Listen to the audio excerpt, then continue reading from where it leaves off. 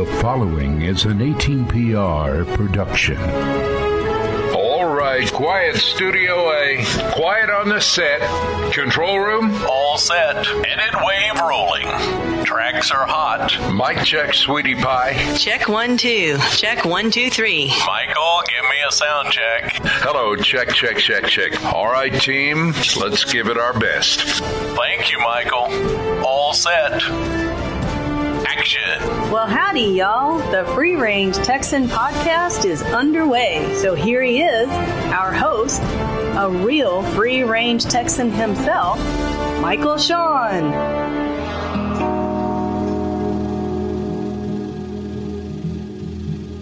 Free Range Texan.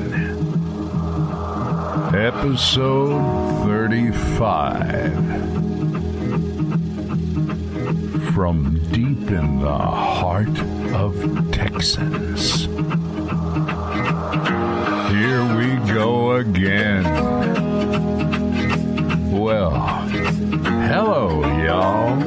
And once again, we're laying down tracks on the best little podcast in Texas. What a show we've got lined up for ya. Jeremy Parsons has agreed to spend time with us here on the Free Range Texan. Great songwriter, great talent, nice guy, and a genuine Texan. Our complete production crew is manned, womaned, and security dog at the ready. We got an email just the other day with some folks in Yuma, Arizona that were asking, is Foxy the Wonder Dog a certified security dog? Well, let me just point out that there are several members of our crew that are certifiable. Good dog, Foxy.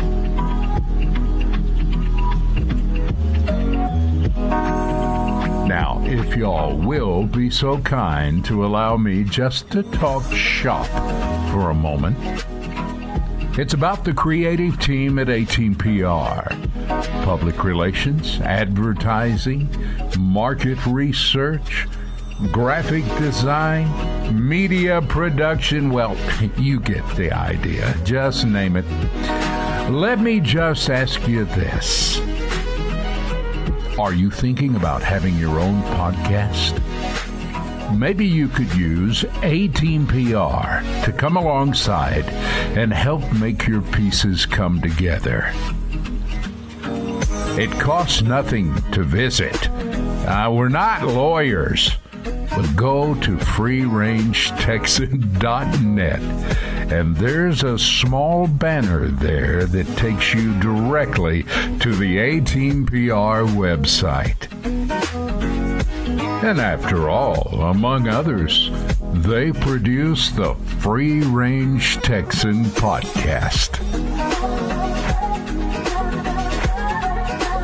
Well, let's see. The last thing on the list to check off here is remember, at the end of any great experience, the thing you want to do is wind up at a campfire. We've got Michael Shawn's Campfire. We'll trip on down the trail towards the end of this show, so don't miss that. So now, let's saddle up and get ready to ride.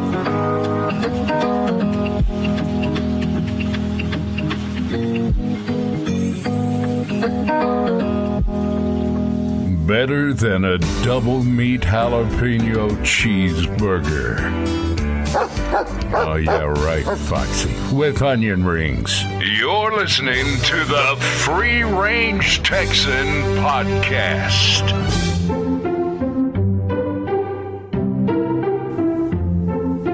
And then there was the one about the oil man who called home and asked to speak with his wife. The maid said, well, she's busy. But I'm her husband. Get her on the phone, he said. And the maid said, well, she can't come to the phone right now. Why the heck not? The maid hesitated, and the oil man repeated his demand. Finally, the maid gave in. Your wife is upstairs making love to the neighbor. The neighbor? He's my best friend. Well, I'm sorry. You made me tell. Okay, listen carefully. Here in Texas, we know how to deal with this unfaithful wives and friends thing. You get my pistol and kill 'em both. I can't do that.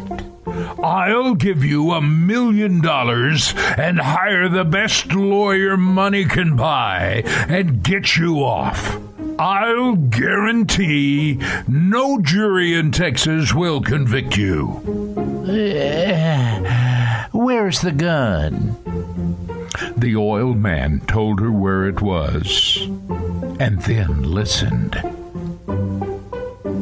He heard the sound of a door crashing open, gunfire. He heard the sounds of glass breaking, furniture being turned over, the people running up and down the hallways, and several more shots. Finally, the maid comes back on the line.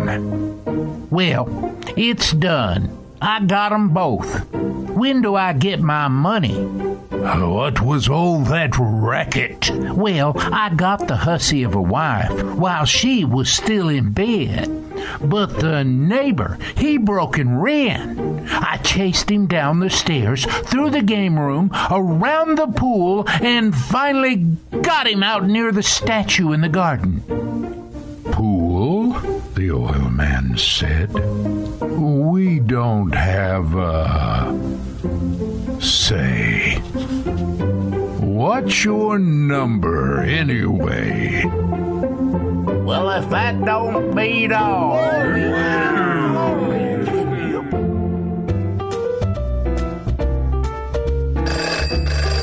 Free Range Texan, who's calling? Oh, yes, Roger. How are you today? Roger Dykes? Yes, sir. Man, I was afraid you had lost our number. We haven't heard from you in a while. Well, I didn't have a lot to report. Well, apparently you do. Here you are on the phone with us. Well, yeah, I do now. It's not really good, but I thought you'd want to know. Do you remember my neighbor, Elsie McGregor? I remember her, not at all. Well, she was married to Malcolm McGregor. Oh, Malcolm McGregor. Do you remember him? Well, that's Elsie's husband. Yeah, it is. And unfortunately, last week, he passed away. Oh, I'm sorry to hear that, Roger. But, Elsie is a very, very economical woman. Huh. Well, I was going to say, economical women, those are hard to find. Yeah, and this is a rare case, but here it is, And when he passed away, it came time for her to figure out the obituary for him. Oh. When she called the paper, or in this case, the web page they ran it on, they told her that the obituaries cost 50 cents a word. Well, that seemed a little expensive to her. Do we need to pass the hat? Well, I don't think we need to do that, thanks to her ingenuity. Yeah. Because she said, okay, Malcolm's dead. And the editor went, well, that's okay. But unfortunately for you, Elsie, there's a 7-word minimum. Okay. So she thought for a minute, and she responded. Because she said, okay, take this down.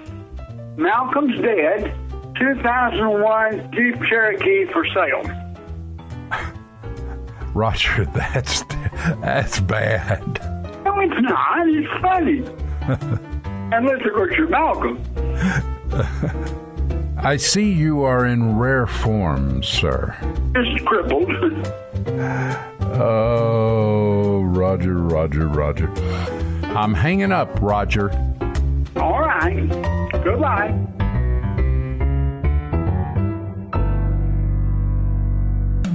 I just want all of you to know how grateful I am for this award. It says here, voted by my wife and kids as the best little podcast in Texas. The kids don't really listen, though.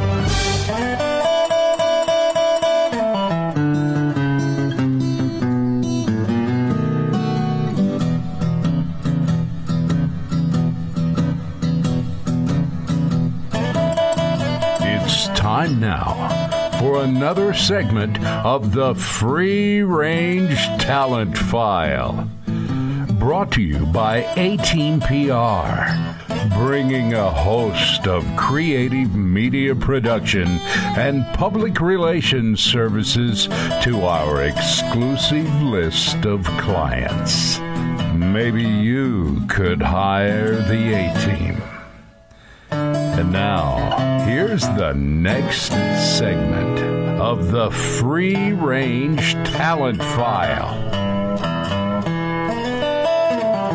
Jeremy Parsons is today's guest on the Free Range Texan Podcast. How are you, sir? I'm doing wonderful, man. How are you doing? Jeremy, I'm pretty doggone excited. Your people reached out to our people. You know how it is in showbiz. That's how they say you're supposed to do it, yeah.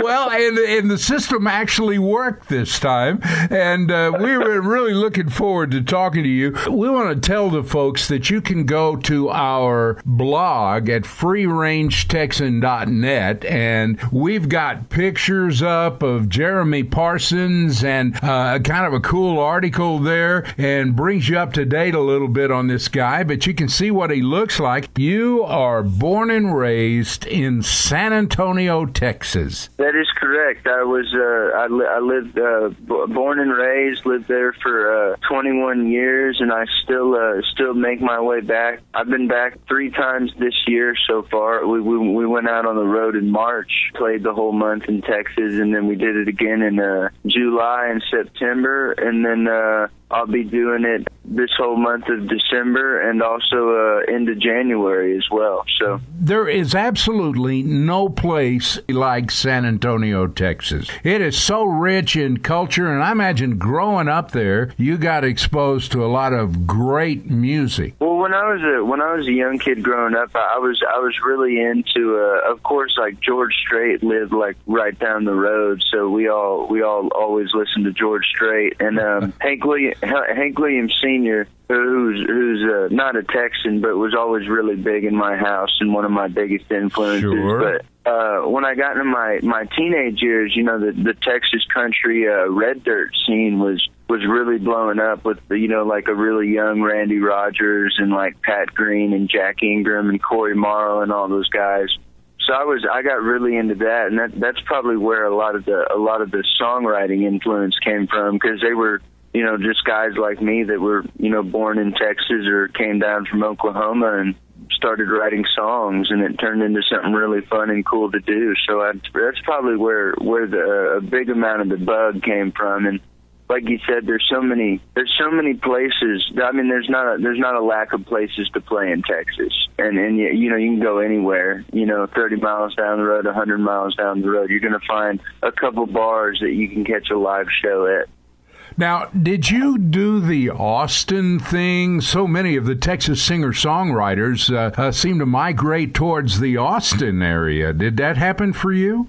Yeah, I had the choice. Like, I went up and you know, I would go play shows up there, and I would talk to some people. But the general consensus was that a lot of people would do Austin, and then they would end up in Nashville anyway. So I'm like that. I talked to some people. They're like, "Yeah, I spent 10 years in Austin, and now I'm gonna go, you know, try another 10-year town." And I just like thought about it for a second. I was like, "Well, you know, you can always come home, but you know, if I just go try Nashville first, then maybe I'll skip over that first part. But 10 years later, I find myself back to Texas. But I know what a lot of people think about showing up in Nashville, and that is, well, how do I break into the scene? How do I get noticed in Nashville? Because it is such a conglomerate of talent from all over the United States and around the world. How did you do that? How did you kind of break the ice in Nashville? I mean, I think realistically the plan is when you move to this town, you don't roll into town like too big for your britches thinking that you're going to be like the next big thing. I think I came to town and I was like, I told my parents, I was like, I'm going to give it like, 6 to 9 months. And if nothing happens, I'm not going to keep wasting my money. But I think I really lucked out within the first 3 months, which is usually unheard of. But I wouldn't say that I was the most talented person that rolled into town. I don't think I would ever give myself that much praise, nor feel like I deserve it. But I think what it is about was like when I rolled into town, I was very defined as a person and as an artist. Like I was very unique. There was something about it, like it might not have been the best thing in the world, but it was definitely something that was very different. And I don't think that hurts at all. Well, on the Free Range Texan, we understand all about being different, brother, so I feel your pain there. But you've got a great story that apparently happened in Houston. Now, let me see if this comes back to you, where you were doing a night on stage with George Jones. Apparently, George was a huge fan of football, which is pretty well known around his circuit and stuff. Right. But if the game was running longer, like it went into overtime, he had this walkie-talkie, and he would phone into the sound guy, and then the sound guy would talk to me through my in-ears on stage, and he said, "Hey man, the football game's running over. Do you mind playing 6 more songs?" And I which is like fine, but I had just finished my closing number. It's like you play that like high energy song and you're like, "Hey, this is my last song." And then after the last song, I'm like, "Just kidding. Here's 6 more songs." It was fun though. I mean, it was an absolute honor. Like it's one of those things I think about all the time. Nobody's going to get to open for George Jones anymore, and that's something I feel like extremely blessed to have gotten to do. It's cool. You sometimes it's a backfire. They tell you don't meet your heroes, but a lot of these guys have just been like gems of human beings. They've just been like really solid people, and they've given me great advice and taken me cool places with them. Yeah, that Norway is a place that. Overseas in general, man, you go over there, you don't know what to expect. You're like, are they going to understand me? Are they going to like the music? And it was, yeah. But by the first night, I would finish the song and they would just stare at me. I didn't know. Like, I mean, they would clap, but like they're some of the like most consistent dancers. Like, not I'm from Texas where everyone's always dancing, but right. Like as soon as you start playing, like the dance floor was packed over there, and like it was like I thought they didn't want me to talk in between, but by the time the second show rolled around, like I didn't talk as much because I thought I was, wasting time with it. And the show promoter came up to me. He was like, "You're going to need to talk more at the third show, man. They love your accent." So they were staring at me just because they liked the way that I talk. They weren't like, Texans don't get a lot of that here stateside. That is true when you get overseas. Jeremy, you've got a tune called "Making Things Up As I Go." Yeah, absolutely. Yeah, I wrote that one. Well, can you give us a little bit of the backstory on this tune? Because it's a great tune. It was kind of the record itself of Things I Need to Say was kind of the title track of the record kind of explains it. I was, life happens and we all have our different ways of working through it, and music is my way of coping and working through it, and Making Things Up As I Go was kind of a song that needed to be on that record that was more. It was still realistic, but it was more lighthearted. highs and lows and everything, but making things up as I go was important to me to write, because it showed me that even in like that really rough time and that rough patch, that, you know, I was able to put a positive spin on something. You think about it, you have very little control over anything that happens. You're just kind of always trying to make the best of it, you know? What else are you going to do? We understand that you're going to be touring possibly back down in the Texas area in the Southwest. Like I said, I'll be down there this whole month of December and then into January 2020. So it's Do you have a website where folks can go to that and take a look at where you're going to be appearing and that sort of thing? Absolutely. The best place for everyone to go and find anything you might need, JeremyParsonsMusic.com. I'll have all that stuff up there, and you can come see me. Come find me and come see me. All right, and also we want to remind folks that the Free Range Texan House of Treasures at freerangetexan.net, of course, we have our music store there, and Jeremy's music will also be there available for you from iTunes, and you can get downloads and that sort of thing as well. So you can see Jeremy over on the blog, and you can tap into his music there. Just a great pleasure to have you on our Free Range Texan podcast. Our studios are out yonder a ways, up in West Texas, but you get down there around Lubbock and some of those places. If you need a cheeseburger or something, we would always be happy to see you. And let's go ahead, with your permission, Jeremy, and share Making Things Up As I Go here on the Free Range Texan Podcast. Thanks a million, Jeremy. Thank you so much for having me. It's always good to talk Texas with Texans, you know what I'm saying? I appreciate you so much for having me. 1 foot on the floor, planted in the day. I step out my front door, and I hope it goes my way. And if it doesn't, well then there's nothing I could have done. Ain't nothing I can do but take it as it comes. So I'm making things up as I go, off the cuff and so out of my control. I learn more the more that I move further through this life. Whoa, don't you know, we're all just making it up as we go.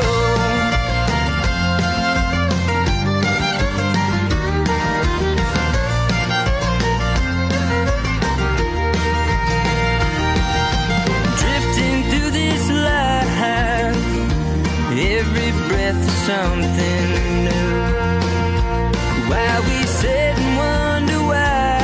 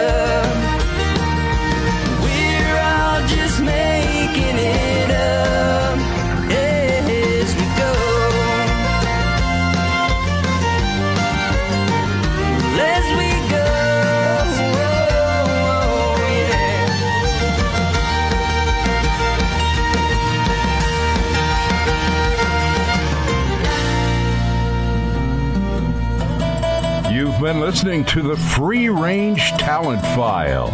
If you'd like more information about our guest, just go to our website at freerangetexan.net. Also, submissions to be interviewed on the Free Range Talent File should be sent to our website at freerangetexan.net.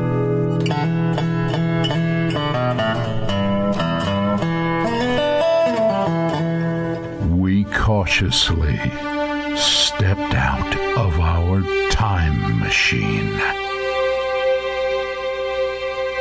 We carefully searched the horizon. Not an analog microphone in sight.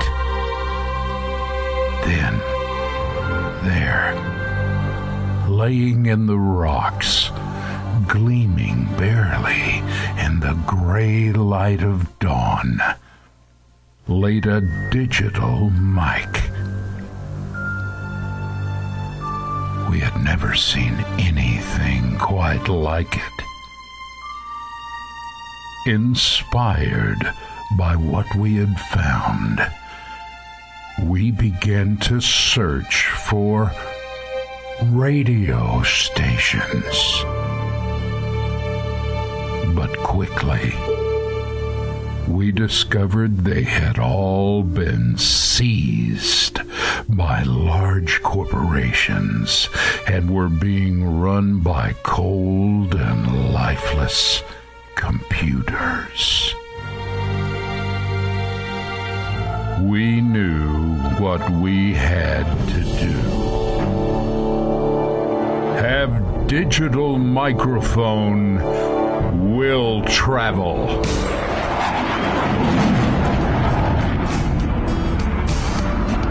You're riding with the Free Range Texan Podcast.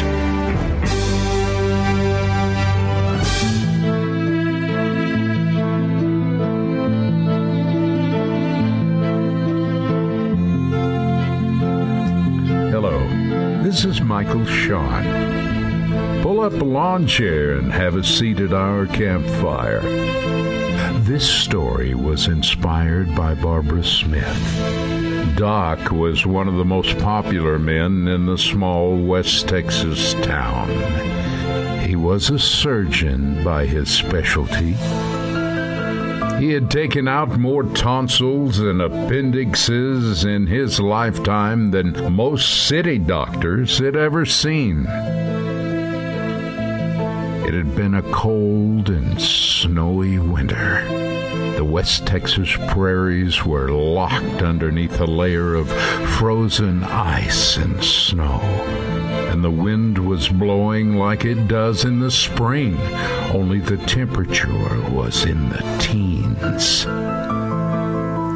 One winter evening, after a particularly hard day, Doc went to bed early, right after sundown. He was just drifting off to sleep when he heard his front doorbell ring. He rolled over, grabbed the pillow, and pulled it over his head, hoping that the caller would think he was out and would just go away. But the doorbell rang again, and again, and again. Clearly, someone needed him. Mumbling as he struggled out of his warm bed, he grabbed his robe and started downstairs to see who was at the door that awful evening. Doc pulled the door open, and at first he didn't see anyone. Then he looked down and was quite surprised. There, on the doorstep, was a small child, a little girl, wearing only a thin coat to protect her from the snow and the harsh winter winds. "Come in, child, come in," Doc insisted. "No," the little girl said firmly. "You gotta come with me. My mommy is sick. She needs a doctor." But I'm a surgeon, not a physician, Doc said. Please, the child begged. All right then, he said. Let me get my coat. Follow me, the child insisted. Through the snow and the ice, the child's tiny legs propelled her so fast that Doc could barely keep up. Soon, they were in front of a small house, several streets from the doctor's home. The child burst through the front door, and the doctor followed as quickly as he could. Inside, he found a desperately sick woman. He immediately set about trying to bring down her fever and make her more comfortable. It was then that he recognized the woman. She had worked for him as a housekeeper the previous year. With Doc there to help her, the woman began to relax. Doc began talking to her, complimenting her on what a fine daughter she had raised, and how, if it hadn't been for the child's brave trek to his house, she might well have died. The woman, lying on the bed, looked dazed. She was so weak from the fever that she was barely able to speak. But she managed to shake her head. Then, in a barely audible whisper, she said, Doctor, my beloved daughter died last month. Her coat is right there. She pointed to a hook on the wall. I leave it there to keep part of her close to me. Doc slowly turned his head and focused on the hook there on the wall behind him, where he could barely believe his eyes. For there, plainly hanging, was the exact same coat worn by the little girl who had come to his door, except now it was warm and completely dry, because clearly it hadn't been worn for several weeks. At least on this side of the veil of time, it hadn't. I'm Michael Shawn. Thanks for joining us at our campfire. Adios, my friends. Hey, we just want to say a big hats off and thank you, Jeremy Parsons, for being our guest here on the Free Range Texan Podcast. Jeremy is such a nice guy, not to mention a great talent. We look forward to having him back. I have been asked to mention to you all about visiting our website.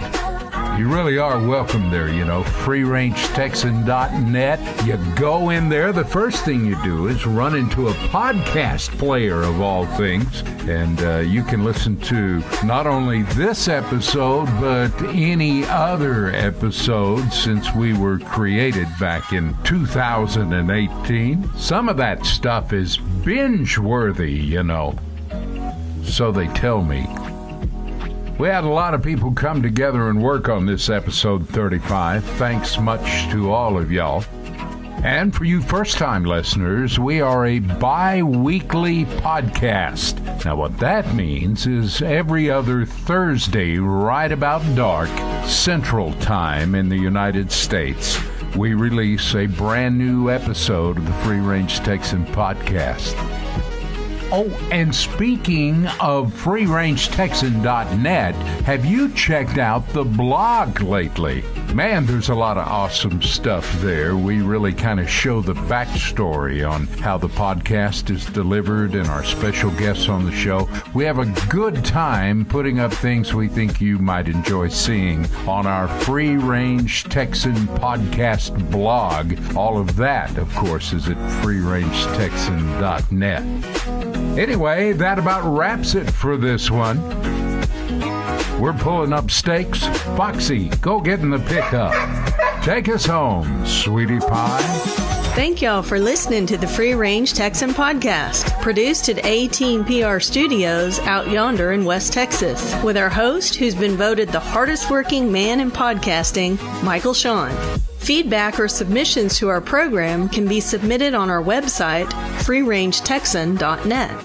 That's freerangetexan.net. This is Sweetie Pie on behalf of Michael Shawn and the crew here in Studio A, where we're all looking forward to spending time with you on our next bi-weekly episode of the Free Range Texan Podcast. Y'all come back now, you hear?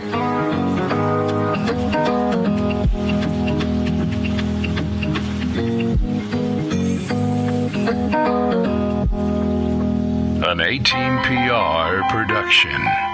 End transmission.